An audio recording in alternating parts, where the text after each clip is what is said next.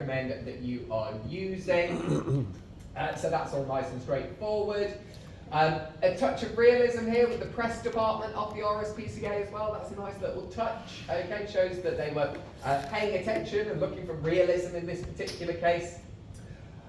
We have a nice clear campaign title here. Okay, maybe a little misspelling there, we'll forgive that. Every pore matters. Okay, so the entire theme fits together under this particular title. This guides the direction of the marketing campaign theme. So I would say this is probably a good idea for you if you want to come up with a title for your themes. Will help to give you direction. It's more like the slogan, maybe, of the campaign. It's like a slogan for the campaign, exactly. Yeah. Cool. Yeah, we don't need to be too functional at that particular moment in time. Then we have our executive summary. Okay, so once again within the executive summary, you want to identify the problem or need for the proposed project, explain the anticipated results of the project, summarise the budget, time and resources required to complete the proposed project, and include any additional information worth noting. So once again, an executive summary is not an introduction. Okay, so what I mean by that is we're not having a long, lengthy sort of opening with lots of definitions and things like that. We don't want to go in that particular direction. Okay, we don't want to be providing lots of background to the discussion that we're currently undertaking. The goal of an executive summary is specifically to include lots of short paragraphs, and each of those short paragraphs summarises one element of the discussion that you've taken part in over the course of the rest of the document. The idea with this is if your boss had asked for an overview of this particular idea and they were rushing off to the meeting, they'd just be able to scan the executive summary and then have all the information that they needed there. Okay? 1 page? Maximum 1 page. Generally speaking, an executive summary should be no more than about 10% of the word count for the document that you're currently writing. So in this case, no more than 300 words. With line spacing, it's slightly different. Typically, you can fit about 500 words per page in Microsoft Word. And also just bear in mind that the executive summary does not feature within your overall word count. That is discounted from your overall word count as well. Okay. So summarise, this means that you are summarising things that you have not yet introduced within this section. You're summarising outcomes within this section as well as your proposition. Okay. So we'll have a little look at the comments at the end as well. We've got our nice content list, really easy to read. I would recommend using the automated function to create your contents list. I think most of us will be familiar with that by now. If you need a demo, have a little chat with me and I can send you a video that will show you how to do that step by step. Okay. We've got a nice little bit of branding here for the particular concept itself. Remember, our slogan title was Every Pore Matters, and so we're seeing the pores going down through the document as well. So again, a nice touch of realism there. Okay, so introduction first of all. Now, they have deviated very slightly from the script here. As you will see from your template, its company name is the first section. But as we've stated in the description underneath, we've said we'd like a kind of brief introduction to the company there. So it's fine, he's done what he needed to do in this particular case. So we have the name that has been outlined first of all. I would say he's done this kind of implicitly, but maybe he could have done this more explicitly. Just explore why the name is important. Is there a significance to that brand name? What does that brand name try and communicate to the audience? Again, in a summarised form, in a very brief, straightforward form indeed. And they've given a nice little potted overview. When was the company founded? What is it that they look to do specifically? Okay, you don't really need to go beyond that. Then we're going down to our vision and our mission statement. So we've got vision and mission statement here. So all he's done is pulled a quote out from the relevant places. In this case, he's gone to the company website and he's found their vision set out quite clearly there. This is often the case, especially for larger businesses. If you are having difficulty finding a vision or a mission statement, you might be able to find marketing-related documentation that has been prepared for that company in the past that might indicate what those things are, something like a style guide or a campaign guide that has been created for them in the past. Another thing you can do, if they file their accounts with Companies House, you can go and look at their recent filings with Companies House, and in the introduction to their financial listings, they will usually provide an overview of their vision/mission statement there. Okay, so that's another place that we can go and look for the vision and mission statement too. Now, for the vision and mission statement, we just want some very brief explanation, as you can see here, around why that vision or mission statement is important. Why does it tie into the brand? Okay, we don't really need to take things further from this stage. When it comes to your objectives, your strategy, your tactics, you could go back to your vision or mission statement and say this ties into RSPCA's mission because X, and that will become a form of justification there. Okay, so as you can see, this person has just provided a really brief overview of why the vision and mission statement is relevant. Okay, so audiences, I would say this element here, this is too broad. Okay, this is definition, this is not really required. Okay, description is for level 4, analysis and application, they are for level 6. Those are what the priorities are at this stage. Okay, so it's good that they went back to Chaffee. That was a sensible idea from them. However, we know why we have to understand audiences. Okay, I think that's relatively established at this stage.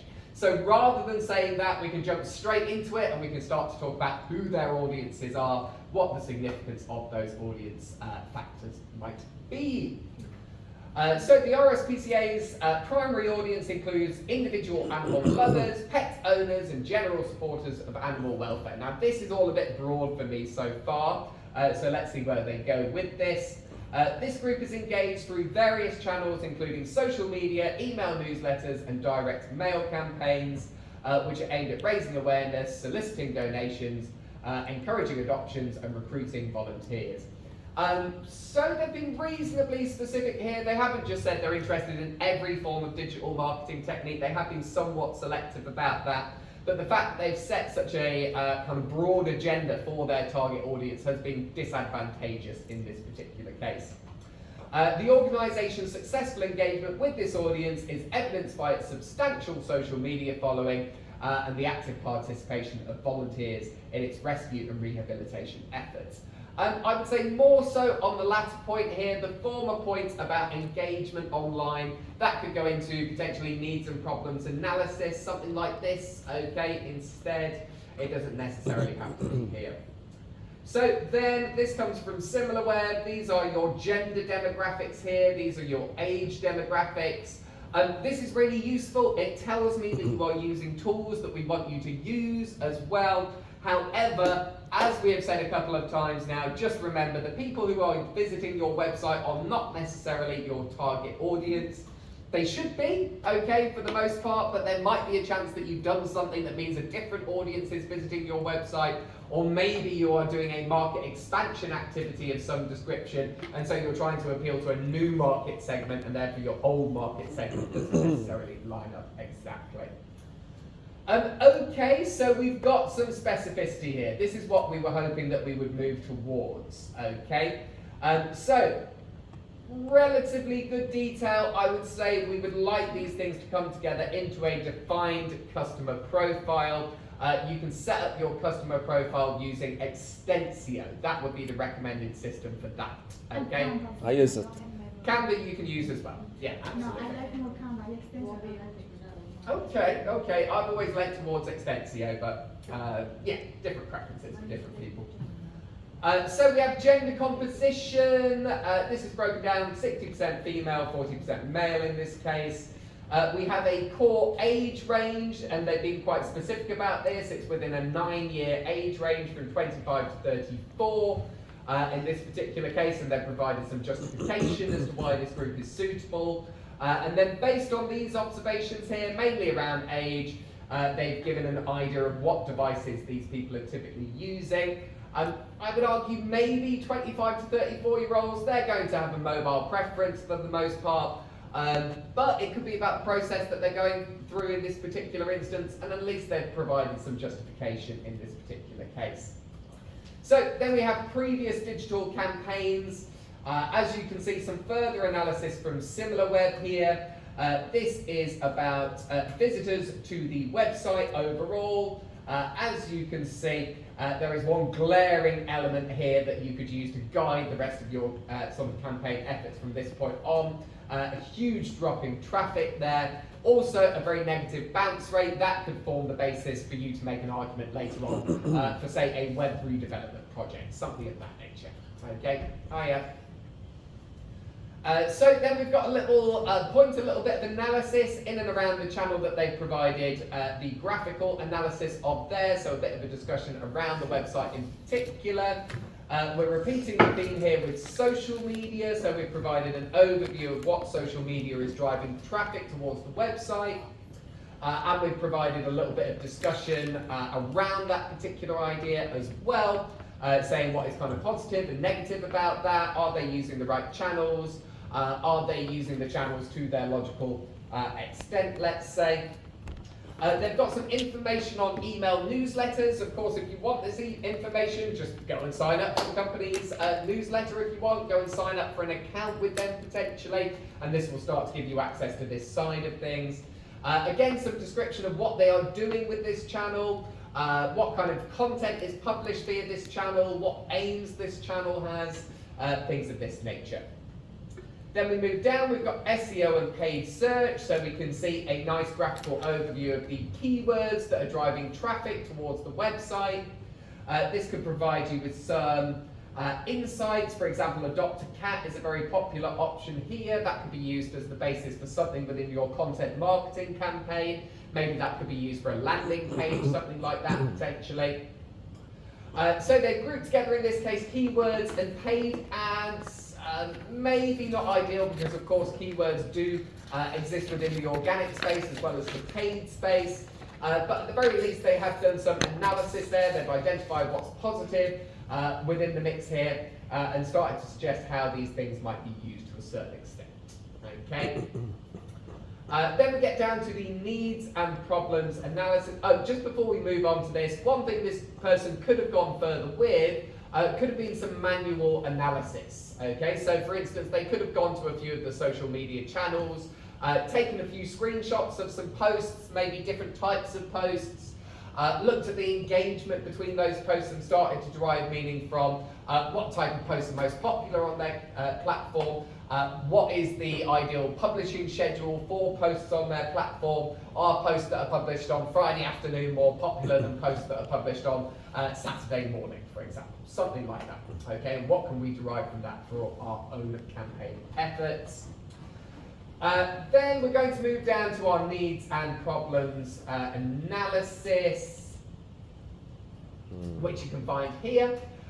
So what this student did, they set out with a SWOT analysis first of all. This is something that you're all familiar with: strengths, weaknesses, opportunities, threats. This is, bless you, a really good level of detail for a SWOT analysis. Okay, not too much, not too little. But you won't go. Exactly, but then what this student has done has gone on and developed this into a TOWS analysis. I mean, we can do one. Well, a TOWS analysis includes a SWOT analysis. So I would say this student did exactly what we wanted by including the TOWS analysis there, but he's not been that economical in terms of word count here. Okay, so all of this section, all of the SWOT analysis, this could have been integrated with the TOWS analysis, and this could have all been put in a table, meaning that not one single word would have counted there. Okay, and I'll just give you an overview of what that table looks like again in 1 second's time. Did he say the grade of this? This is in the needs and problems analysis section. And this lays the groundwork really nicely for the strategy and tactics that are going to come slightly afterwards. What's the grade of that? See, he don't say. The breed of that? The grade The grade. The rate? of this sample. Oh, what score did they get? The score, yeah. I believe around the 80s off the top of my head. They did a lot of things well. It this- wasn't perfect. Looks simple. They weren't in the 90s quite. But yeah, they did do pretty well overall. So for your TOWS analysis, you can set it out just like this, okay? There is an example in your Chaffee textbook too. You can reuse that template. I would say this template is really easy to recreate in Microsoft Word, or obviously you can find a free template online that would allow you to do this too. Okay, so within this template you have your strengths, your weaknesses, your opportunities, your threats, and then within the towels section, that's when you're comparing and analysing your opportunities in relation to your strengths, your opportunities in relation to your weaknesses, your threats in relation to your strengths, and your threats in relation to your weaknesses. And from this you can identify a strategy. Now as you can see, these three boxes are all coloured in white, this one is coloured in pink.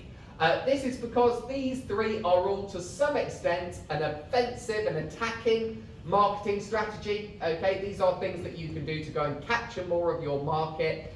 This box here where you're comparing weaknesses and threats, this is a defensive strategy. This is about risk mitigation, essentially. Okay, so these are about sort of saving money rather than generating money, let's say. Any quick questions on towels at all, just before we move on?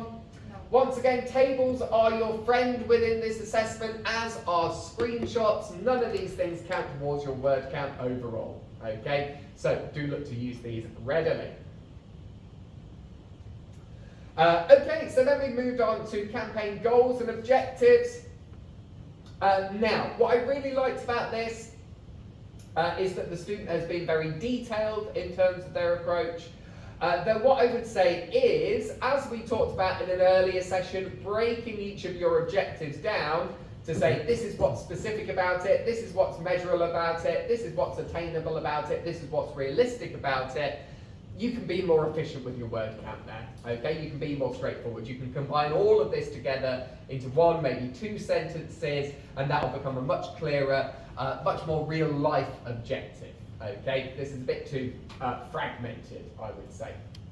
As you can see, in this case, they've not used the 5S model, so this just tells you you don't have to use the 5S model. You can still get very good marks indeed simply using the SMART model only, okay, as this particular person has done. So SMART objectives set out each of the objectives. As you can see, these are tied towards particular metrics that are going to be measured, and there's an indication of how those metrics are going to be measured as well. As you can see, they've focused on a range of different channels within our objectives too. So this satisfies the multi-channel criteria that we've set out within the assessment brief as well. So all of this is quite positive. This lays the groundwork really nicely for what is going to follow. This person has included 3 objectives in total. I would say 3 is probably the minimum that you want to be aiming for. 3 to 5 would be the ideal number for your objectives within this particular piece. Okay. Any more than that, you're probably not going to be able to satisfy all those objectives within your plan. Less than that, and you may not give yourself enough to talk about, or enough grounds for your campaign to be nice and coherent there. Okay. Now, they've just added this little section in here. This isn't required by the brief. I would say you could probably embed this more effectively in a different location. All they're doing here is tying back the objectives to the target audience that they identified previously. These are some other good sources to look for in terms of customer analysis. Statista, as I'm sure you've all used previously, but the Pew Research Centre can be fantastic as well. Okay, so do have a little look at the Pew Research Centre. So then on to our scope of work, our strategy and our tactics. Obviously we start off with our strategy first of all, because that's the zoomed out perspective, okay? That's the map of where we are now and where we are wanting to go to. And then we zoom down into our tactics. Our tactics are like our sat-nav. They're going to tell us what road to take, what turns to make in order to get towards our overall destination. They're the steps that we take within the process, okay? So they've given us a nice overview of the campaign to get us started, tying us back to this every pore matters idea. It ties it back to the target audience somewhat. It provides a summary of the channels that are going to be used there. It mentions storytelling as an approach. The justification for using storytelling is because RSPCA customers are typically appealed to via emotional means, okay, so storytelling can be particularly effective for that group there. We've got our justification and analysis here of some of the key component elements. So they've talked about emotional storytelling as being the kind of voice of the campaign. They've talked about social media as being one of the main mechanisms that is going to be used to communicate within the campaign. We've talked about what the campaign is looking to achieve in terms of, firstly, acquisition here, and secondly, retention there, keeping people coming back time and time again. I really like this, okay, from Tooten and Hanlon in this particular case. This is arguing that services marketing is slightly different to product-based marketing, okay. Hopefully this is familiar with you from one of your earlier modules, potentially. But yes, for me, when I was marking this piece, this gave us really strong justification for why this approach was being adopted. So what else have we said there? The Every Paul Matters campaign is strategically designed to leverage the strengths of the RSPCA and its preferences, the preferences of its target audience. By focusing on emotional storytelling and the individual impact of support, the campaign aims to deepen engagement, increase donations and drive traffic to the RSPCA's platforms. So essentially they're tying together the strategy with the objectives that have just been set out there, and then mentioning the SMART goals specifically at the end of the process. And again, the student could have been slightly more efficient with this. They could have maybe included this information elsewhere. And as you can see, this is maybe starting to feel a little bit repetitive in places. But if we took this from another viewpoint, we could say that this student is taking a huge amount of effort to create a thread within their work to ensure that their customer profile and needs and problems analysis informs their objectives, which informs their strategy, which informs their tactics, which informs their examples, okay? And that's what we want, a nice thread running through all of these elements. We have our timetable set out here, okay? So they've set out the objectives at each stage of the timetable. They've set out the activities that are going to be undertaken at those times as well.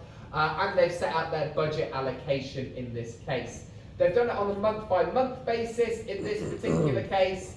I would say that this did enough, okay, for our needs. But at the same time, I would say maybe the student lost a few marks here, okay. You could say this is potentially lacking detail in some ways. It doesn't give you a nice visual graphic overview of what that campaign looks like a Gantt chart might, or like the version that is in your template might as well. Okay, I'll just remind you of what the version in the template looks like. That is this iteration here. Okay, again, this is on a month-by-month basis, but at least with this one, it does break it down a bit more visually. Okay, so you can see what channels are working and what channels are not working within each month there. So onwards through our template, as you can see, they integrated the budget allocations within their template there.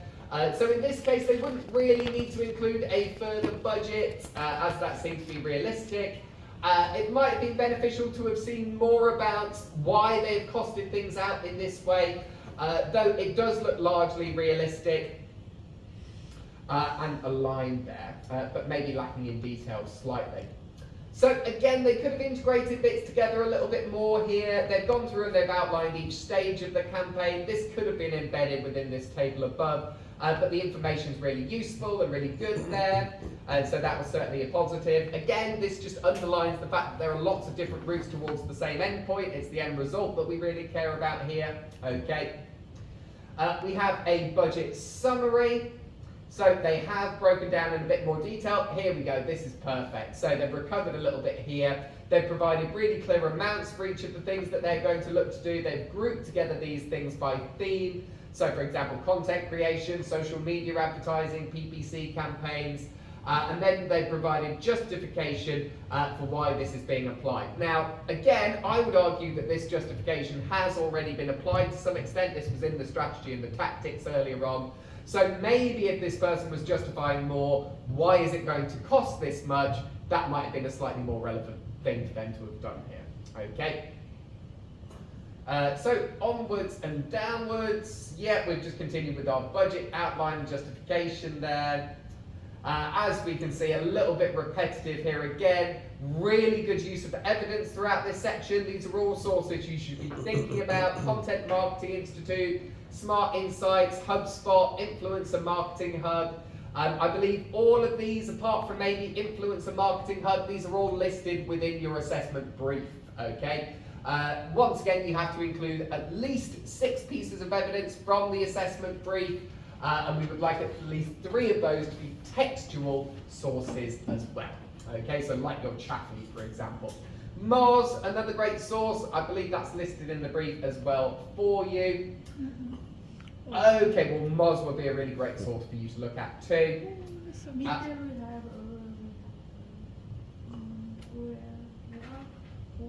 Yeah, Mintel, Pygate Metrics, all these.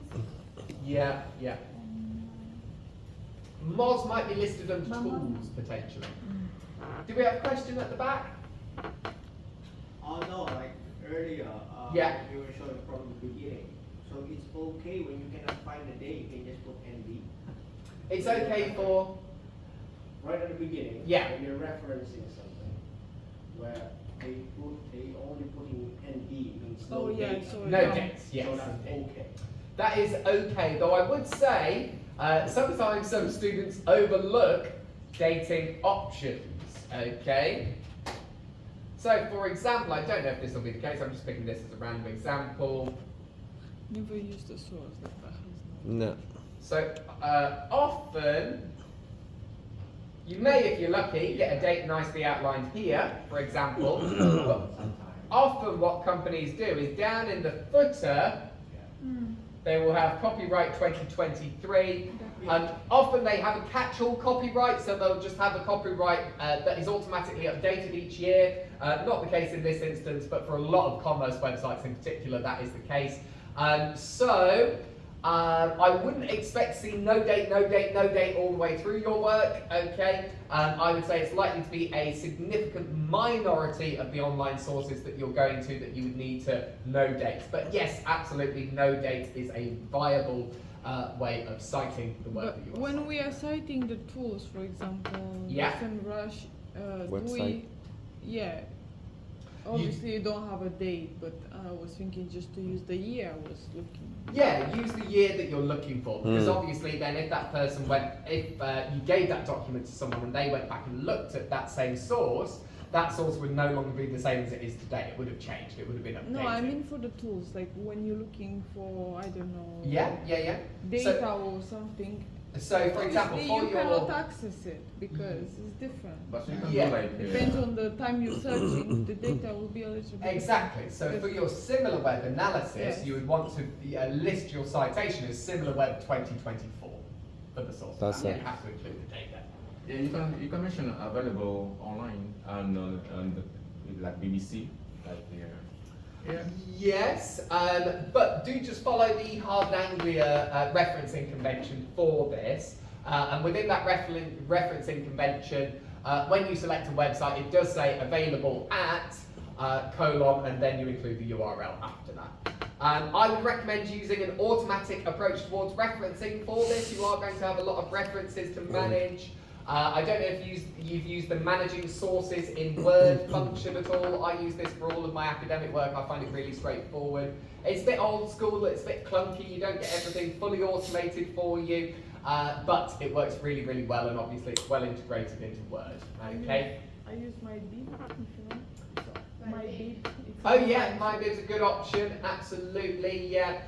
We are moving towards Cite the Right Harvard as well at the minute, though that switchover isn't complete at this stage. So we were down to mock-ups. Let's just have a little look at the mock-ups that they created here. If I remember rightly, they did a pretty good job of this. Yeah, here we go. Okay, so in this example, we have a pop-up banner. So this is for a form of paid advertising, okay? They have made this look very realistic indeed. They've put this on a device itself, okay? There's lots of third-party software that you can use to do this. I believe even Apple have integrated an option for you to do this within their own devices now, though this only happened about 2 weeks ago, so do forgive me, I'm not fully clued up on it yet. This aligns really nicely with the campaign theme, okay? There's that storytelling element within this. Okay, we have this dog looking longingly at us, and we have this kind of solution that we are offering forward in this particular case. They've kept things really simple, really straightforward, so it's not like, hello, we are RSPCA and we help cats and dogs. Would you like to help cats and dogs today? If you want to help cats and dogs, you can do X, Y, and Z. They've kept it short, sharp, to the point. Okay. This is good copywriting. They've thought about little details here, like the use of the full stop. I really like that's a stylistic choice because they're trying to say animal cruelty must stop. Say The again. typeface as well. Typeface, I think, is really sensible in this particular case. It's not overly branded. I would have liked to have seen an RSPC logo on there somewhere, but overall the design is very effective. We have a large call to action button. This has been optimized for a mobile device. That's exactly what we want to see. The action button is turned in a very positive way. You know exactly what is going to happen when you click this button. Donate now. They've started off with a verb, so that makes it feel like you're taking an action. This is a great way to inspire people to take action with your words. Now, I'm sure that small print is not written out in full, but the fact that they thought about small print there, again, was a big tick, okay? So this is a really nice example of a content mock-up. My gut instinct is maybe they created that dog using AI, but I don't have any proof for that, so that's just speculation. Okay, so also, yeah, no citation. It might be a robot dog, So yeah. when you do, because the student has done it, how do you cite it? So I would just put a little asterisk there and say example created by student. Yeah, that's absolutely fine for Do me. you say the tool if you, for example, use the AI or? If it is like a predefined template, then I would say adapted from and then name the place that you got that template. But if it's just an AI system that you generated from, generated by author, something along those lines would be absolutely fine for me. I think it's not necessary. For example, when I create content with Photoshop, Illustrator, Yeah, you don't cite. I don't. Yeah, I don't. Yeah. So yeah, created by author would be absolutely fine. For the me in student, that case. that's You Yeah, wouldn't but be you saying need to after that. say it. But this is also quite a good lesson. Let's say, for example, let's imagine just for 1 minute, this is an AI generated image.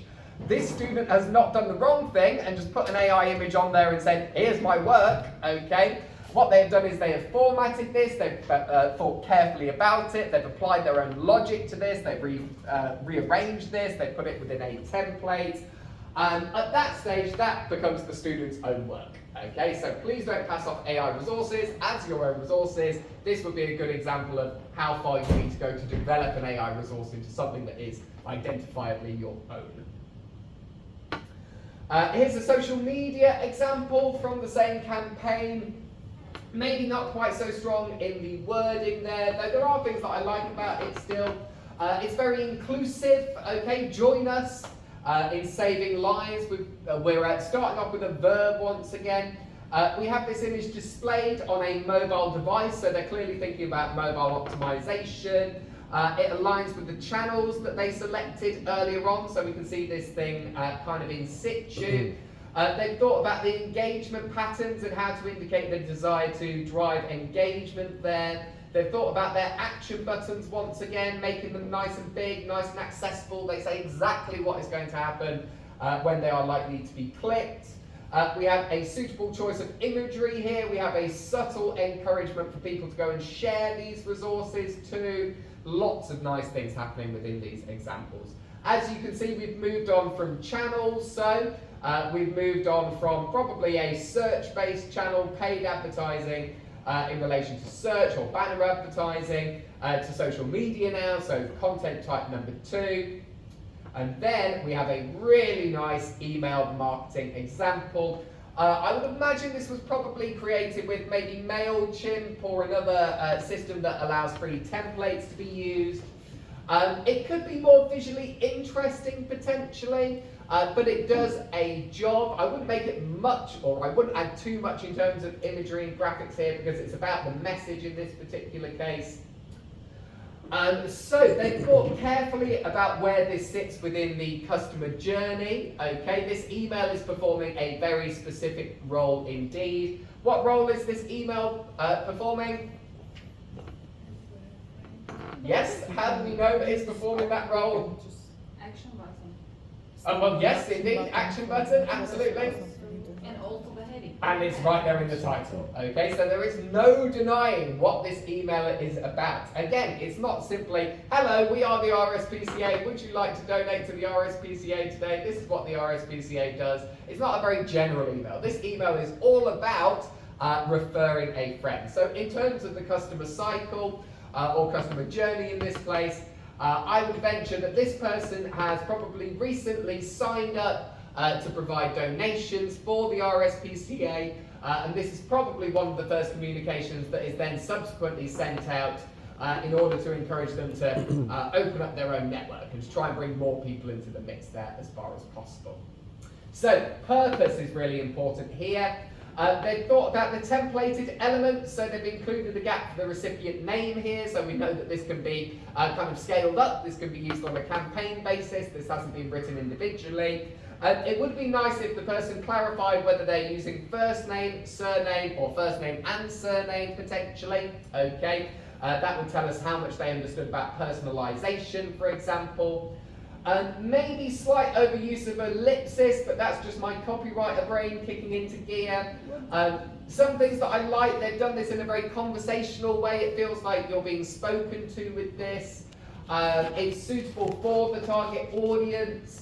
It's very appreciative, it's very positive in terms of its tone, appreciation, excited, incredible, embarked, all of these things are very positive in terms of their approach. So ellipses are the three dots at the end? Or? Yes, Oh, yes. okay, I So like that idea. ellipsis indicates a pause. It can be really useful, but you don't want to overuse it essentially, because then it stops being powerful. They just used it instead of dot. Indeed, indeed. They've got a sensible number of words here. I would guess we've got about 85, 90 words here, maybe in total. Use of bullet points really effective. People don't want to spend ages reading an email. They just want that information nice and potted, okay, reduced as far as possible. They have a call to action at the end of the process. They have a nice call to action button, very clear, leading with a verb, and they have some engagement related elements to build that connection between them and the audience on a more long-term basis. So, three really good examples there. Risks and contingencies, these things were quite sensible, okay. I would say we would have liked to have had a bit more detail on this. The student lost a few marks here as well. Algorithm changes, yes, these are things that digital marketers are going to have to think about. I would say digital marketers have had to think about algorithm changes for decades at this point, okay? If you could argue to me that there is one likely algorithm change coming down the line that we need to think about in a different way, fine, we can include it in there, okay? But if it is something that digital marketers are wrestling with on a daily basis already, it's not really worth including here. Data privacy regulations, again, this is something that we do have to think about, but again, this is something that goes back to 2018 at this point. So I wouldn't really call it a cutting edge risk that we're having to deal with. And technological advancements, this was the best of the sections here, where they've talked about AR, VR, things like that, and how they could be used to optimize their campaign efforts in future. They've talked about optimizing the campaign, they've looked at KPIs here, the key performance indicators. Again, I think this could be more effectively integrated. This could have probably been put into the campaign calendar. Certainly this should have featured within the objectives as well. But at the very least, they have covered metrics and they've been quite specific about those. They've chosen metrics that are both relevant to the approaches that they are adopting and also quite high-level metrics, things that will help to indicate success with regards to the things that they've done there. So they've broken that down quite readily. How many metrics have they included in total? 1, 2, 3, 4, 5, 6, 7, 8, 9, 10, 11. Around 10 metrics, I think you'd be okay. You could go up slightly from there. Per channel that you're using, you're probably looking at anywhere between about 2 and 4 metrics per channel, okay? For the most part, there will be exceptions to this. So that just about brings us to the end of the process. They do have their appendix at the end here. I believe off the top of my head they included some useful things in the appendix. So we've got some ROI information. I'd like that in the main body. Okay, ROI is pretty critical, is pretty central. And did they include? No, they did not include a customer profile there either. Okay. They've got their references list. You know how to do a references list at this point. We won't spend time on that. Though, as you can see, they've taken 6 sources from the recommended list within the task description. And they scored an 88 overall out of 100. Okay, so this was pretty good. What was really good was sort of their level of analysis and justification here. So this should tell you, this is in reach, okay? You are all capable of doing this if you follow the formula, if you are analytical in terms of your approach. But I didn't see a lot of It's much, it's much better to visualize because then we are sure that we're right. Exactly, this gives you a benchmark to work to. Imagery, there was enough to work on there. The examples that were selected well. Yeah, there was opportunities to use more in places.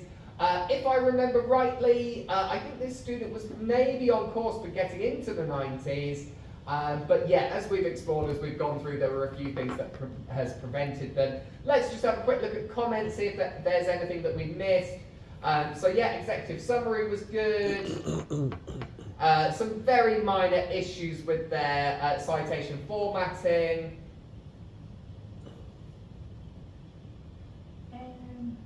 another thing, Yeah. an audience, an our template is like, we need to include the business to business as well, both of them. It depends on your campaign. I would say probably to make your campaign focused and to stop you having to do too much work, I would say pick either B2B or B2C.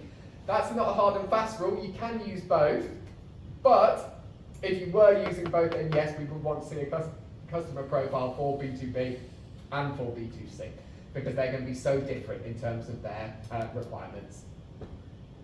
So this comment here, this pertains to the audiences section. As you can see, there was some good detail there, but there was some detail missing around psychographic and geographic segmentation, things like this. In terms of the analysis, so this is for the needs and problems analysis.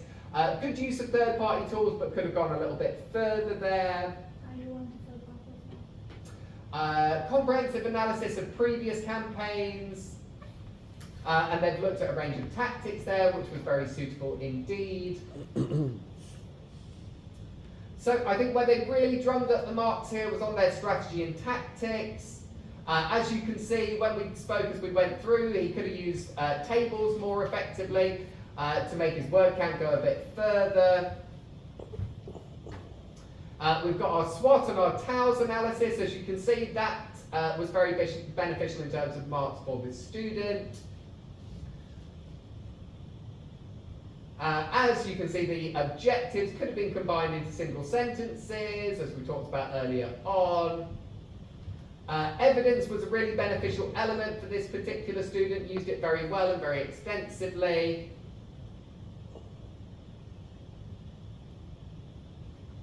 As you can see, I mentioned in relation to the schedule, it wasn't quite detailed enough. We would have liked some more detail in places there. But the budget was very strong indeed, well broken down. Again, we don't really want that to be scattered across different locations. But the level of detail that we wanted was there overall. Do you mention a race model? So the race model, you don't necessarily have to mention it explicitly. It would be useful to, I would say. But as long as you are demonstrating that you are using the race model within your strategy and tactics, that's enough for me, essentially. Though I would say, you know, make my life as easy as possible, really signpost how you are using race in the mix there, okay? How the decisions that you're making relate to reaching audiences, encouraging audiences to take action, converting them, engaging them, whatever it might be.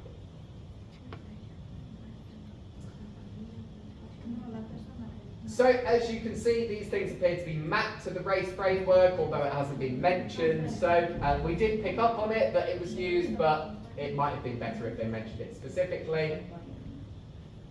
Budget was well justified and realistic. Again, we've mentioned why hasn't this been integrated elsewhere. This was one thing that stopped them reaching into the 90s. Because in many ways they were operating within the 90s here. Some positive comments around the content examples there as we discussed. Maybe lacking a bit of explanation towards the end points there. This is after our examples, I believe.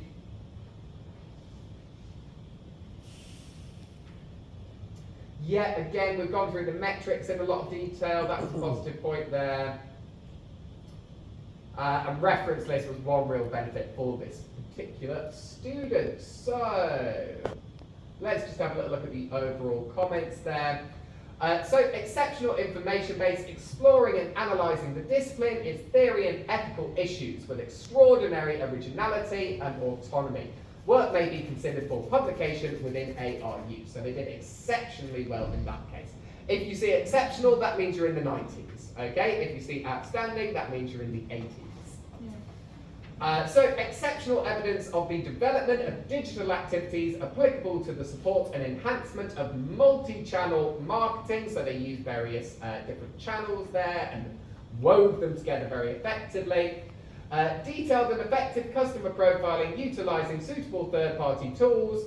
However, additional psychographic and geographic segmentation would have been beneficial. High level of logic and justification throughout, creating the impression of a professional standard pitch. Effective content examples that align well with your proposed strategy. So then, in relation to opportunities, challenges, and metrics, outstanding, that means 80s. Outstanding information base, exploring and analysing its discipline, its theory and ethical issues with clear originality and autonomy. Okay, remember originality is recognised in terms of marks here. Don't just reinvent the wheel on this one, try and do something a bit new. The section in which this was considered could have been granted slightly more in terms of word count. As we mentioned previously, word count was not effectively applied across the board there. Exceptional application of key principles involved in monitoring and measuring digital marketing effectiveness. So they talked about metrics really effectively within their work, though we would have liked those to have been more integrated overall. Transferable skills, so this is mainly your management of learning resources, how the document is put together, how readable it is, things like this. Outstanding management of learning resources with a degree of autonomy, exploration that clearly exceeds the assessment brief, an exemplar of structured, accurate expression, demonstrates intellectual originality and imagination, outstanding practical and professional skills. I would say this person was probably marked down due to how they spread the information across the document, as we explained when we went through, that it was repetitive essentially. Effective use of academic language conventions, some minor formatting errors to observe, effective selection and use of evidence, consider presenting some detailed and complex information using tables, so for example the SWOT and TOWS analysis there. So those were the comments that we put forward for this particular individual. Once again, this was in the 80s range here. So I'll just show you a second example.